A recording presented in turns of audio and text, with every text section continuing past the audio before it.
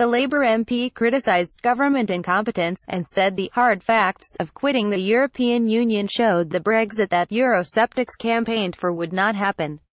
Brussels leaders have today told Theresa May she has until midnight on Sunday to come up with a workable Brexit deal, or EU leaders will not be able to open trade talks at next week's summit. But speaking on LBC, Mr. Umunna said Brits had not been able to vote on factors such as the multi-billion divorce bill, which meant funds could not be poured into the NHS. The former shadow business secretary said, "It's not a question of whether people were conned or lied to, and some might argue that they were."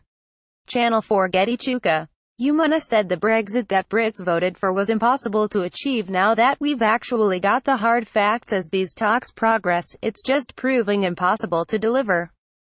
Chuka Umunna, it is a bit of a question of government incompetence, but I just think now that we've actually got the hard facts as these talks progress, it's just proving impossible to deliver. Take the divorce bill that was just talked about. Nobody talked about there being this big divorce bill during the referendum campaign, but this is a big new fact we now know exists, and, of course, it's going to mean that £350 million extra per week cannot go into the NHS. The EU Commission has insisted briefings by a senior official that Jean-Claude Juncker is prepared to extend the fraught negotiating process into next week are not correct. Addressing journalists at the bloc's Berlaymont home, a spokesman insisted that progress must be made this week, in this building, or there would not be enough time to seal a deal. On Monday, the Prime Minister jetted out to Brussels, expecting to sign off on a draft agreement with the 27 EU leaders, only for it to be torpedoed by her DUP colleagues at the last minute. Unionist leaders,